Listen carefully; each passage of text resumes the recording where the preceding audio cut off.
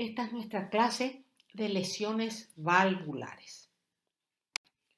Antes que empecemos con las lesiones, veamos rápidamente el aspecto de las válvulas cardíacas normales. Acá tenemos una válvula aórtica normal. En la imagen de arriba, señalada con la flecha, se nota la valva aórtica que normalmente es lisa, transparente y fina. Y en las dos imágenes de abajo estamos viendo las valvas de la aorta cerradas y abiertas con características normales. Ahí tenemos la válvula mitral normal, una imagen a menor aumento. Vemos la válvula señalada con la flecha roja y abajo a mayor aumento donde vemos sus valvas también son lisas, brillantes y transparentes y vemos también sus cuerdas tendinosas finas y homogéneas.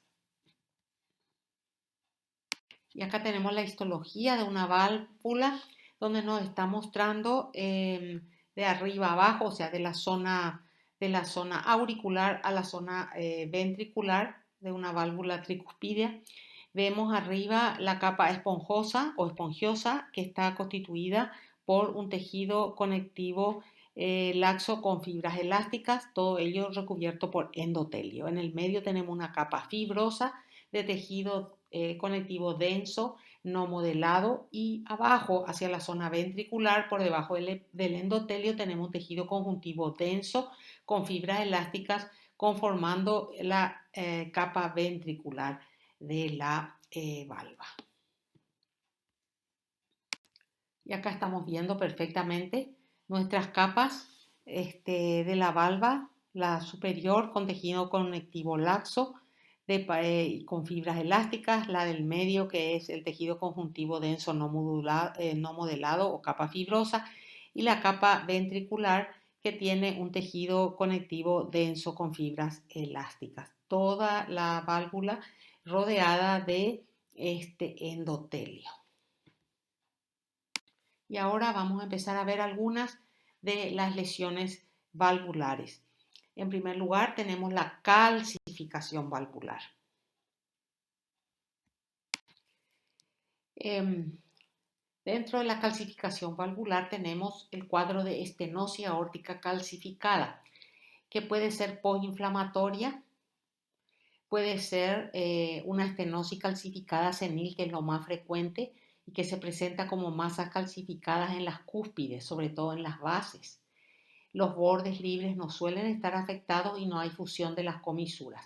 Y también podemos ver calcificación en las válvulas aórticas bicúspides. Fijémonos solamente en las dos imágenes de arriba que corresponden a la estenosis aórtica calcificada. Las flechas en la imagen A, la flecha nos está indicando la calcificación en las bases.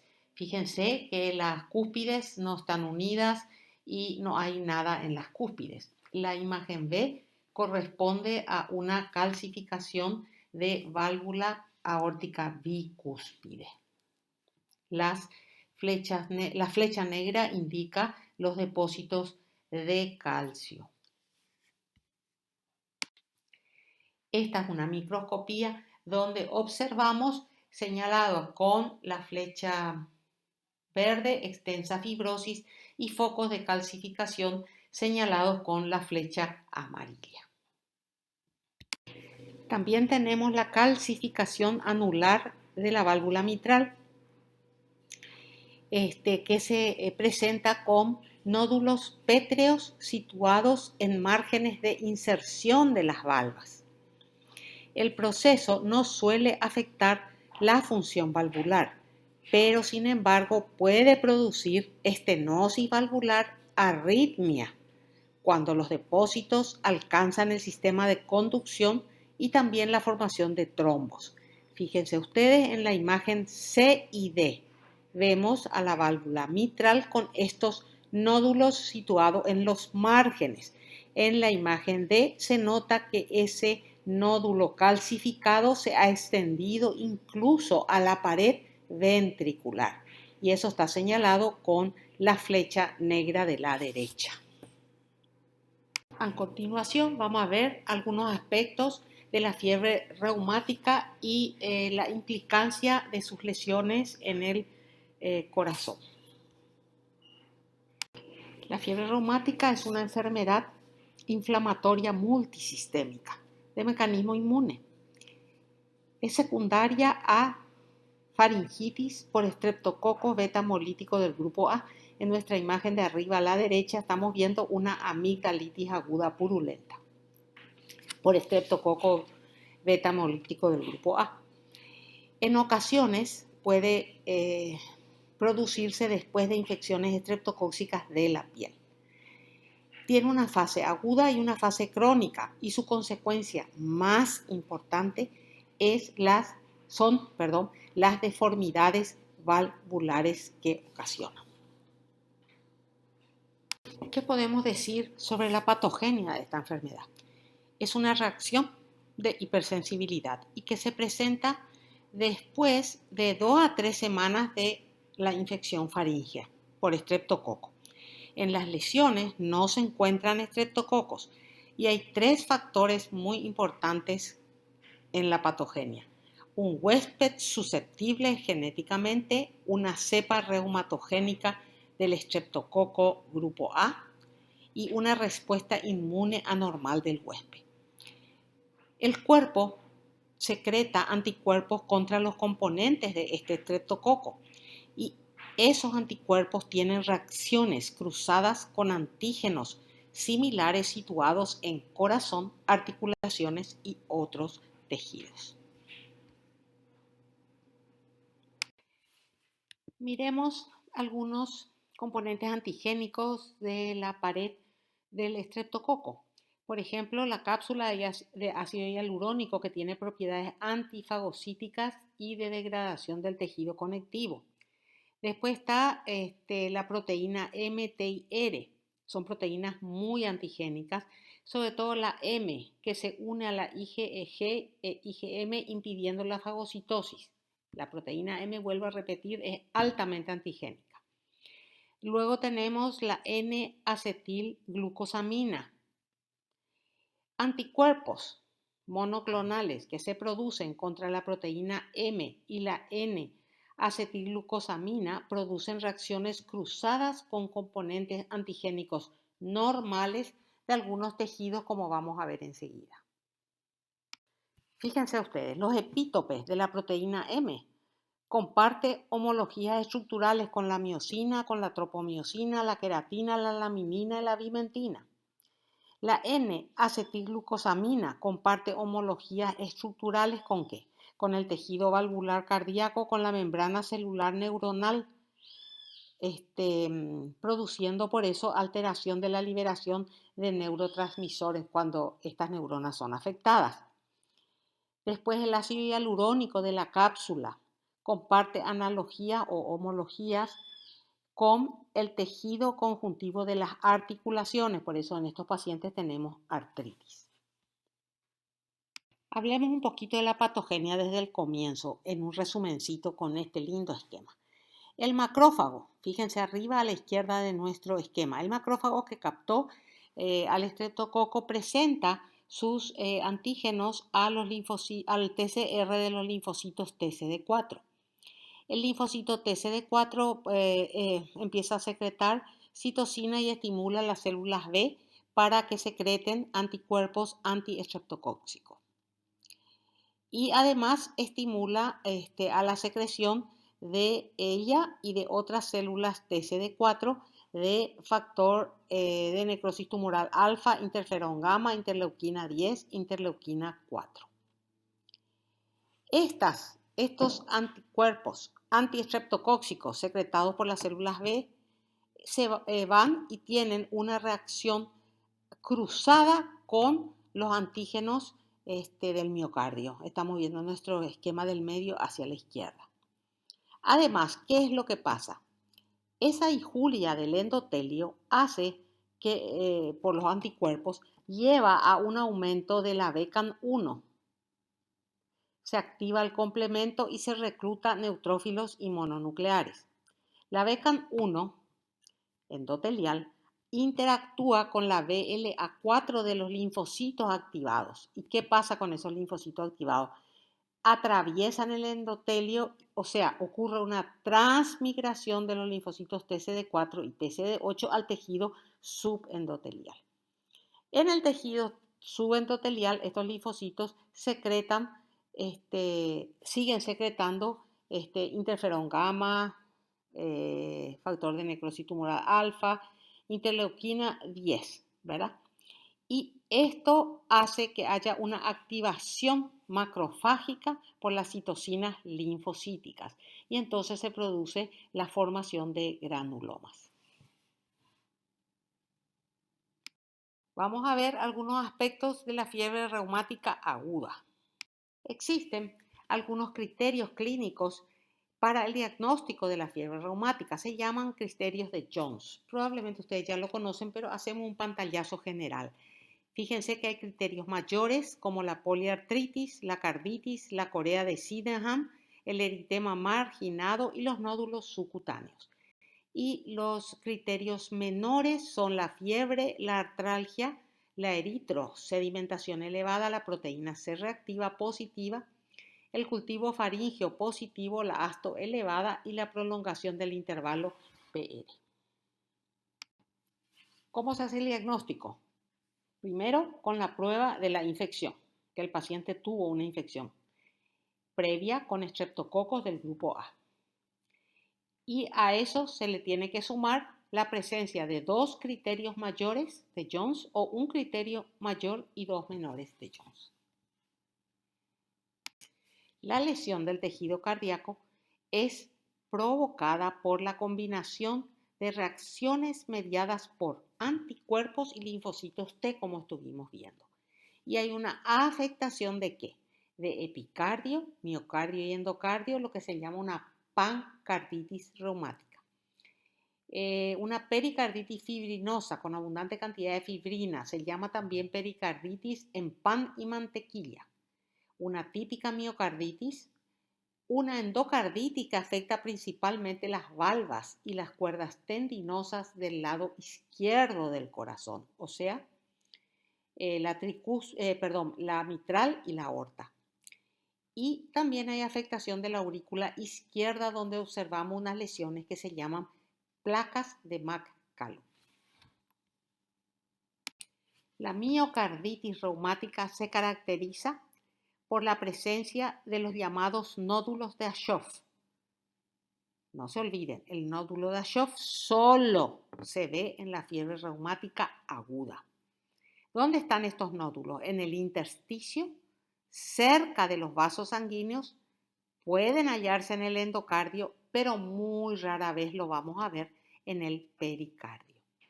Fíjense ustedes, nuestra imagen, la primera imagen a la izquierda nos está mostrando un granuloma reumático donde hay fibras de colágeno, necrosis fibrinoide, hay células plasmáticas, hay abundante cantidad de macrófagos que toman el nombre de célula de Aschoff y células de Anischkoff. Vamos a ver enseguida sus características.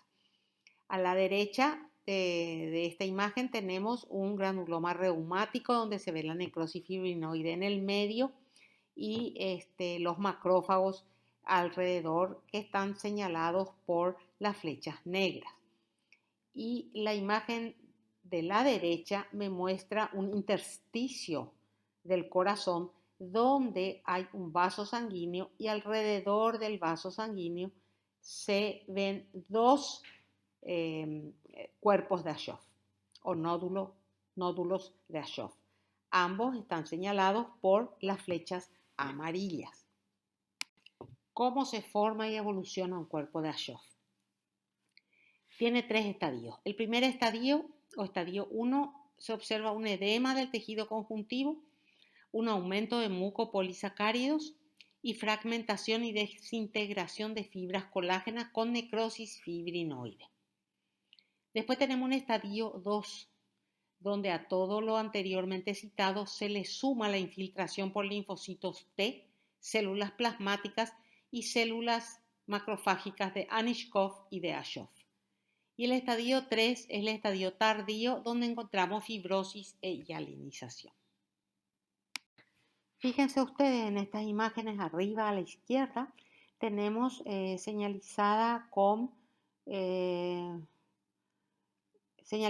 con una flecha de color amarillo un cuerpo de Aschoff, que tiene linfocitos, que tiene macrófagos y fibrinoide en el medio. Abajo a la izquierda, en el corazón, en el intersticio de un corazón, estamos viendo un vaso largo y alrededor de ese vaso largo están señalados dos nódulos de Aschoff con las flechas negras.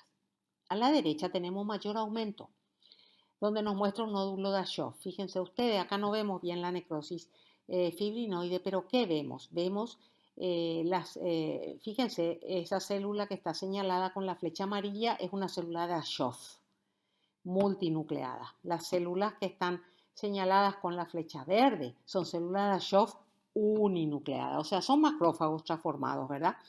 Y pueden ser uni o multinucleados. Y fíjense una tercera célula que está hacia la izquierda, que está señalada con la flecha de color celeste. Tiene un núcleo alargadito, cuya cromatina en el centro es alargada y parece que tiene como unas pequeñas patitas laterales, como si fuera una oruga. Por eso se llama célula en oruga. Acá estamos observando un nódulo de Aschoff a mayor aumento, donde observamos muchos macrófagos, células de Aschoff preferentemente. No se ven muy bien los miocitos de Anischkow. Más imágenes de lo mismo. Fíjense, la imagen de arriba a la izquierda. Vemos el material fibrinoide, vemos la célula gigante de Aschoff y la célula de Anischkow. ¿Y qué estamos viendo en las dos imágenes de abajo? Las células gigantes de Aschoff, uni o multinucleadas. Las de la izquierda, las dos de la izquierda son uninucleadas y la célula de la derecha es multinucleada. Y acá tenemos unas hermosas imágenes que nos muestran, la de la izquierda, arriba y abajo, nos están mostrando a los llamados miocitos de Anischkow. Son todos macrófagos transformados, ¿verdad? Fíjense su cromatina alargada, condensada en el medio y que parece tener unos bracitos o unas proyecciones laterales dándole el aspecto de oruga. En la imagen de la derecha estamos viendo también miocitos de Anischkow y también células de Aschoff. El pericardio también es afectado en la fiebre reumática aguda. Se presenta como una pericarditis fibrinosa o serofibrinosa llamada pan y mantequilla. En general, cuando se cura la fiebre reumática aguda, hay una resolución total de esta lesión sin secuelas. Pueden observarse algunos cuerpos de Aschoff. Fíjense ustedes la superficie externa arriba de un corazón normal y abajo de un corazón donde se observa la pericarditis en pan y mantequilla. Y acá tenemos un corte de pericardio donde se observa la lesión reumática aguda. Fíjense ustedes, hay ese material acidófilo muy amorfo, ¿verdad? En abundante cantidad, esas son las masas de fibrina. Encontramos además células de Aschoff por debajo de esa zona de fibrina y células de Aschoff y de Anischkow. Además encontramos un infiltrado inflamatorio, linfoplasmocitario y congestión capilar. En la evolución de esta pericarditis reumática fibrinosa aguda, nosotros podemos ver la presencia de tejido de granulación, ¿verdad? Donde estamos viendo a la izquierda se nota, está rotulado como tejido de granulación y a la derecha arriba me muestra a mayor aumento, donde encuentro células inflamatorias, un tejido conjuntivo edematoso y muchos vasos neoformados de paredes muy finas. Estamos viendo a mayor aumento también el infiltrado que se encuentra en esta pericarditis reumática en organización. y son los macrófagos y también los neutrófilos. La superficie endocárdica también es afectada en la fiebre reumática aguda. En la aurícula se observa lo que llamamos placas de McCallum. Fíjense, a la derecha nosotros tenemos una aurícula abierta, ¿verdad? Y hay una zona de color blanquecino señalada con la flecha amarilla que me indica lo que es la placa de McCallum. Es una placa subendocárdica que generalmente se encuentra en la pared posterior de dicha cámara y se presenta como un engrosamiento y arrugamiento del endocardio en esa zona. Generalmente es en la aurícula izquierda, vuelvo a repetir. Se cree que puede ser causado por la regurgitación sanguínea secundaria a insuficiencia mitral. Acá tenemos una placa de McCallum con cierto tiempo de evolución. ¿Y qué es lo que observamos? Una fibrosis subendocárdica. Esa zona de fibrosis está señalada con la flecha de color amarillo. El endocardio parietal en otras zonas del corazón presenta en zonas subendocárdicas sobre todo áreas de necrosis fibrinoide. Fíjense ustedes en la imagen de la izquierda nos está indicando el endocardio y la zona de necrosis fibrinoide. Y esa zona nos muestra a la derecha con mayor aumento. En relación a dicha zona nosotros encontramos reacción inflamatoria mixta y macrófagos en empalizada. Las lesiones valvulares de la fiebre reumática aguda se caracterizan por un engrosamiento de las valvas, pérdida de la translucidez de las mismas y la presencia de vegetaciones en el borde de cierre de la válvula. Son como pequeños nódulos casi translúcidos, pequeños, blandos y miden de 1 a 2 milímetros de diámetro. Fíjense ustedes, en nuestra imagen de la derecha estamos viendo dichas vegetaciones señaladas con la flecha de color amarillo. Y la flecha de color rojo nos está mostrando las cuerdas tendinosas de la válvula. La válvula más frecuentemente afectada es la válvula mitral. La inflamación que se produce en el endocardio de las válvulas del lado izquierdo del corazón produce una necrosis fibrinoide ahí en las valvas y en las cuerdas tendinosas. Y sobre esas zonas de necrosis fibrinoide entonces aparecen las vegetaciones o verrugas que están constituidas por fibrina preferentemente. En las dos imágenes de abajo vemos dos válvulas mitrales y sus vegetaciones en el borde de cierre están señaladas con las flechas de color amarillo. Acá tenemos cortes para ver el espesor de la valva, qué es lo que hay en el espesor de esa valva. Como habíamos dicho, tenemos necrosis fibrinoide, hay edema, ¿verdad? Hay presencia de tejido de granulación, infiltrado inflamatorio linfoplasmocitario y también podemos encontrar los cuerpos de Aschoff. Vamos a ver ahora qué cambios encontramos en la fiebre reumática crónica. Tras un ataque inicial de fiebre reumática se produce un incremento de la vulnerabilidad ante la reactividad de la enfermedad con las posteriores infecciones faríngeas. El daño valvular es acumulativo y ese daño evoluciona hacia la fibrosis y la deformidad valvular.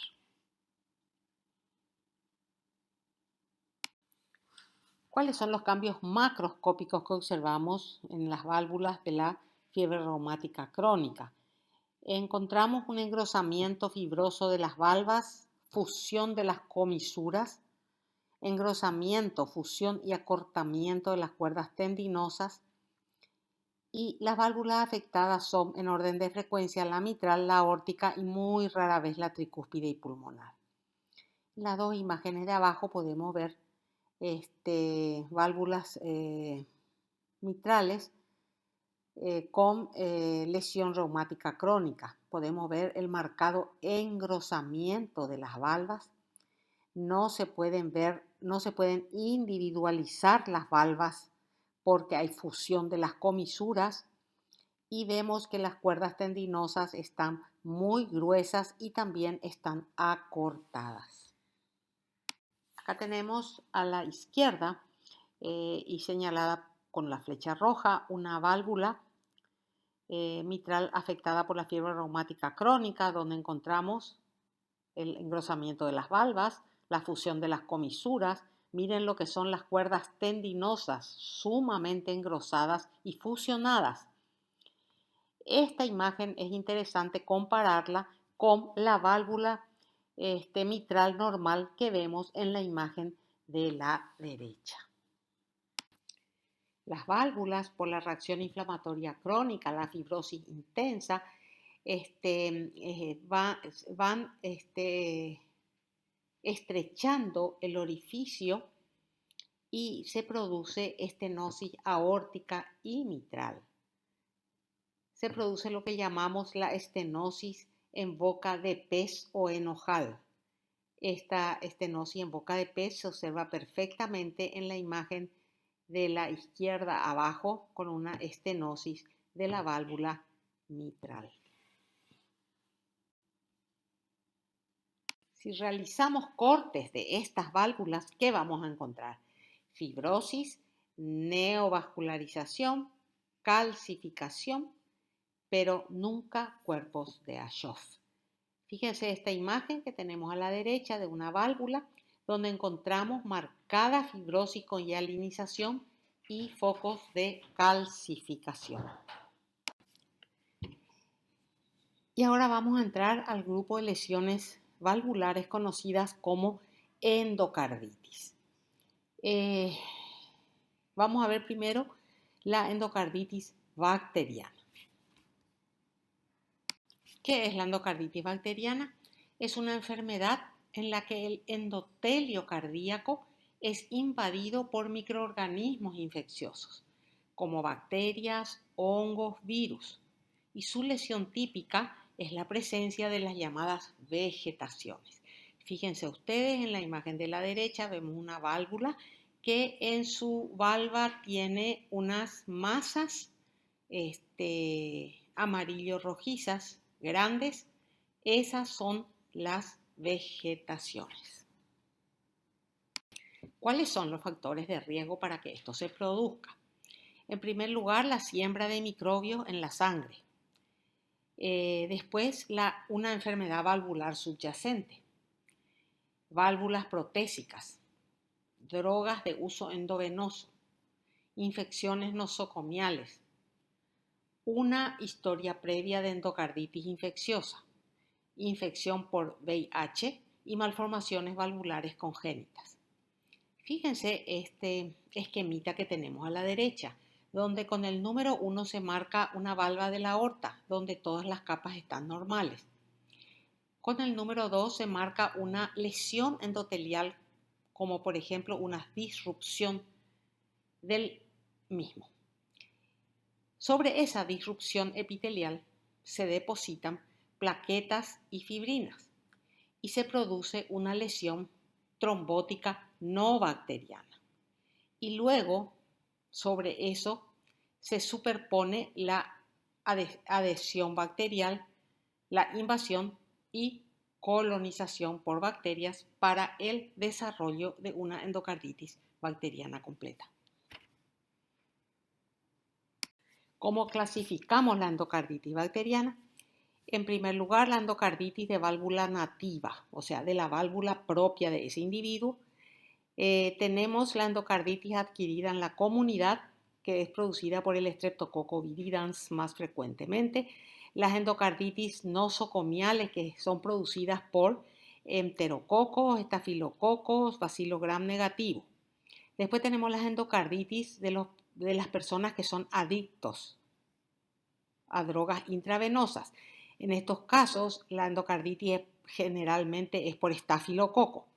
Después tenemos las endocarditis por comensales de la cavidad oral como enterococos y los del grupo ASEC. Dentro del grupo ASEC, entonces entran el hemófilo, Actinobacillus, Cardiobacterium, Eikenella y Klebsiella.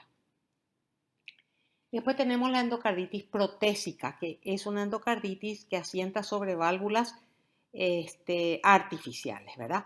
Allí el germen más frecuente es el Staphylococcus epidermidis coagulasa negativo.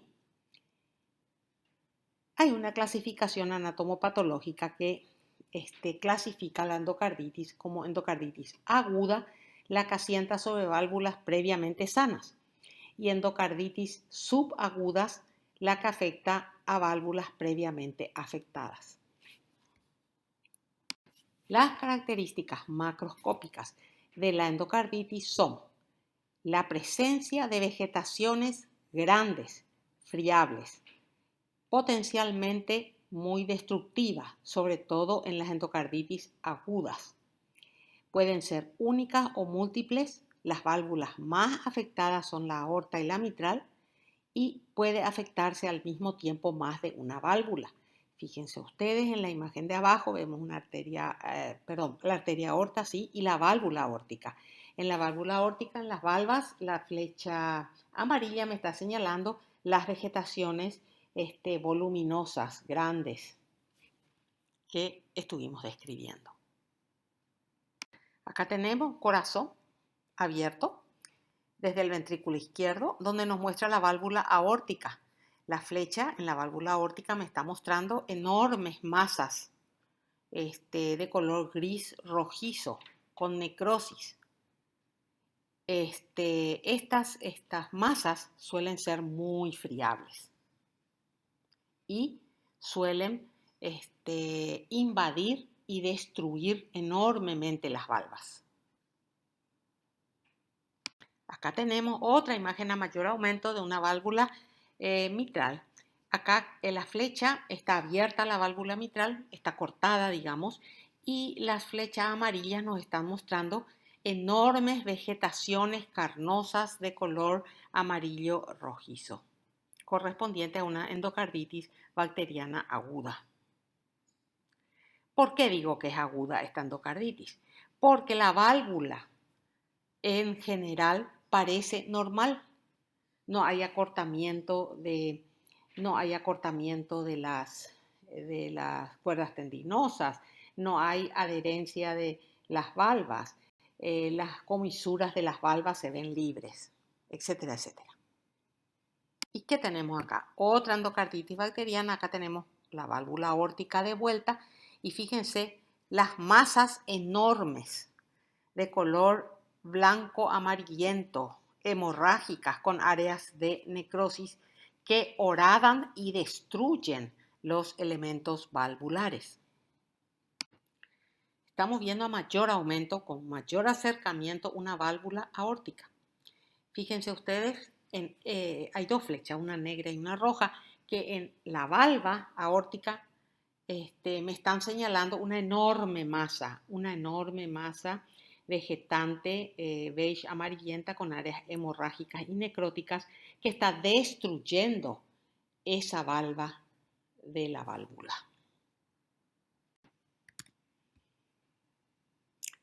Todas las endocarditis que estuvimos viendo hasta ahora eran muy destructivas, eran endocarditis agudas. Ahora veamos una endocarditis bacteriana subaguda. ¿Qué decíamos de la subaguda? Que asienta sobre una válvula que está previamente enferma. Por ejemplo, una endocarditis reumática crónica. Entonces esa válvula es anormal, está engrosada, es fibrosa. ¿Cómo sería el caso de esta imagen que estamos viendo de una mitral cuyas valvas están adheridas? No se observan bien sus comisuras y las cuerdas tendinosas están engrosadas y algo acortadas. Sobre esta lesión reumática crónica asienta una endocarditis subaguda, una endocarditis bacteriana cuya vegetación está siendo señalada con la flecha de color amarillo. Estas endocarditis subagudas tienen menor destrucción valvular.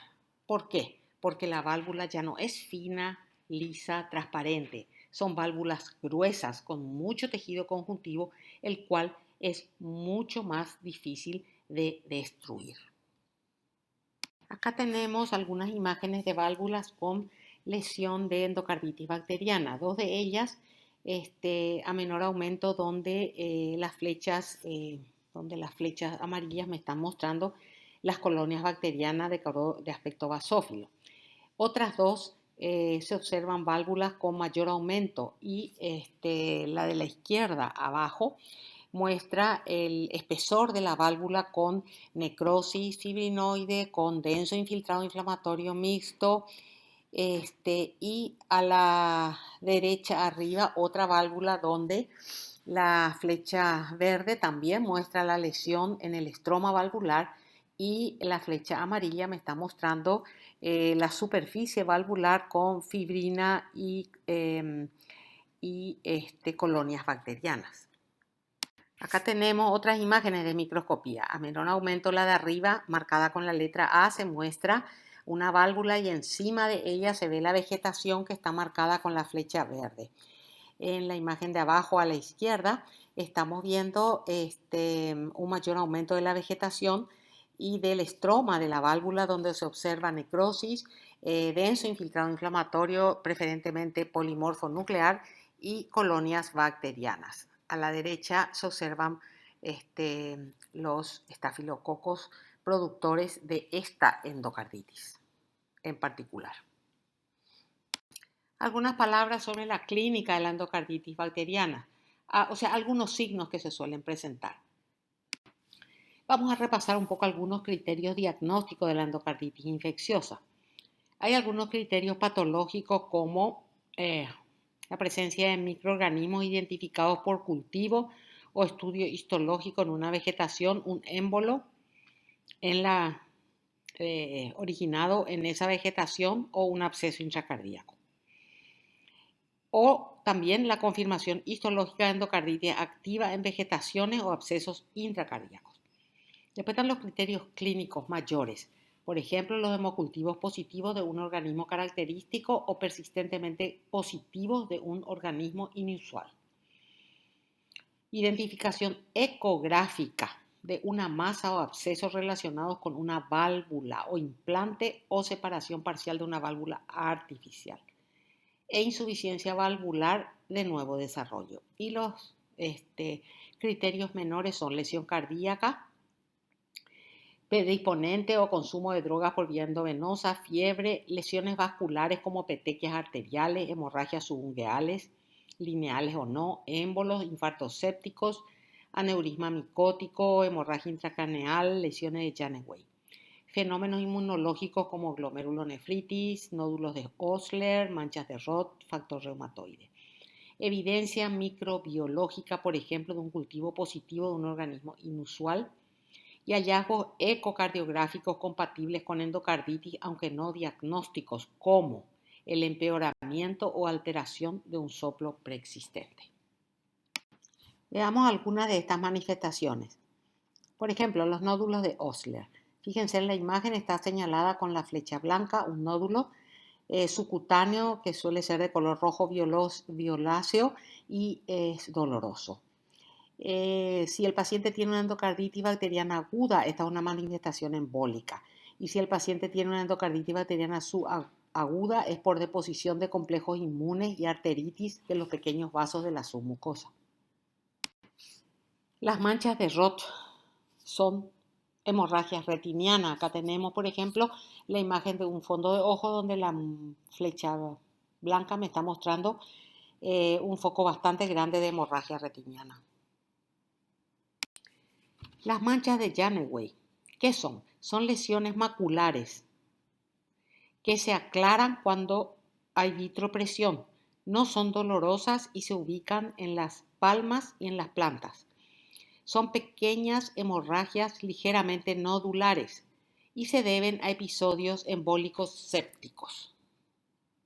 En nuestras imágenes de abajo estamos viendo las zonas rojizas pequeñas de diferentes tamaños en la mano. ¿Qué complicaciones nos puede traer una endocarditis bacteriana? En primer lugar, veamos las complicaciones cardíacas. Estenosis valvular con insuficiencia cardíaca, un absceso del anillo valvular, una pericarditis supurada o dehiscencia de las valvas. Después tenemos las complicaciones embólicas.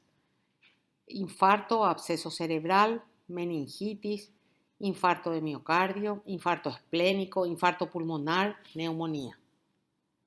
Y por último tenemos las complicaciones renales, entre las cuales se citan el infarto embólico, la glomerulonefritis focal, la glomerulonefritis difusa y los abscesos renales. En nuestras imágenes lo que tenemos es un infarto blanco embólico en la imagen de arriba y en la imagen inferior la presencia de muchos abscesos en la superficie cortical renal. Y para terminar nuestra clase del día de hoy, veamos un poco las endocarditis no bacterianas. Veamos primero la endocarditis no bacteriana llamada endocarditis de Lippmann-Sachs.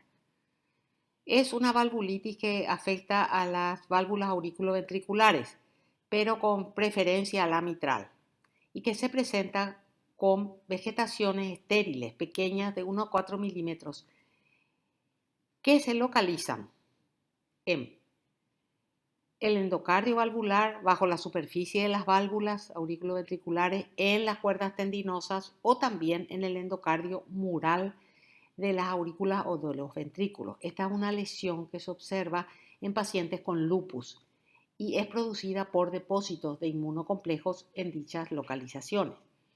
Acá tenemos arriba un esquema donde nos muestra la endocarditis de Lippmann-Sachs y sus vegetaciones, y abajo tenemos un corazón abierto donde la flecha amarilla me está mostrando las vegetaciones de color naranja en la superficie atrial de la válvula mitral.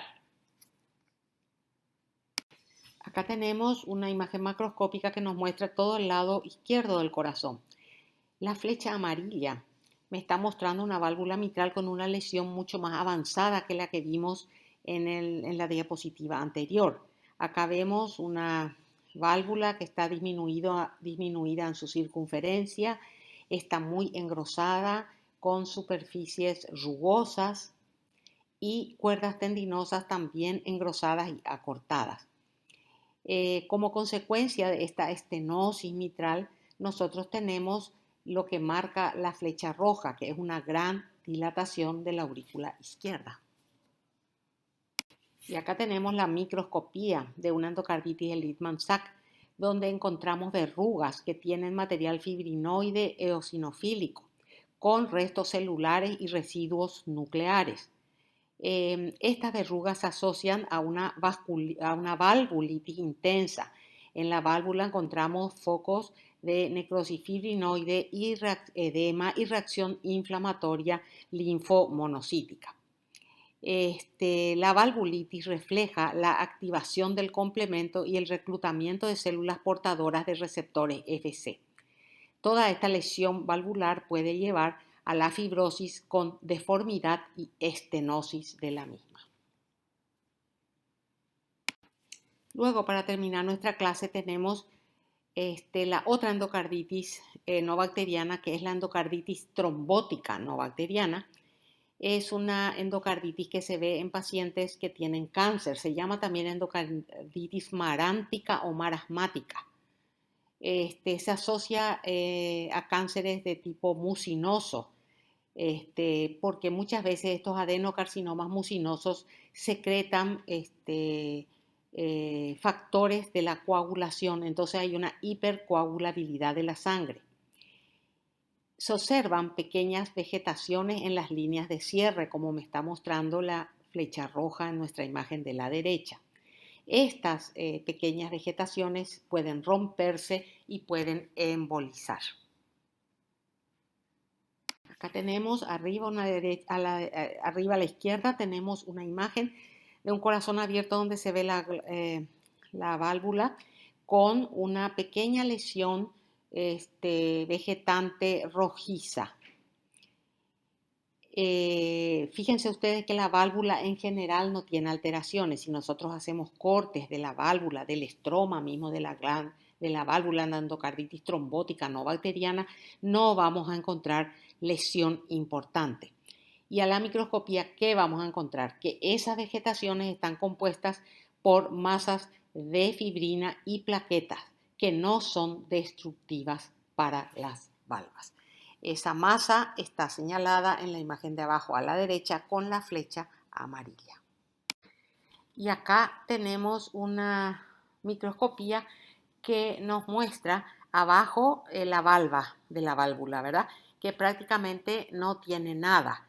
Y por encima sí encontramos el trombo constituido por preferentemente fibrina. Esta es una endocarditis trombótica no bacteriana. Con esto terminamos nuestra clase de lesiones valvulares. Muchas gracias.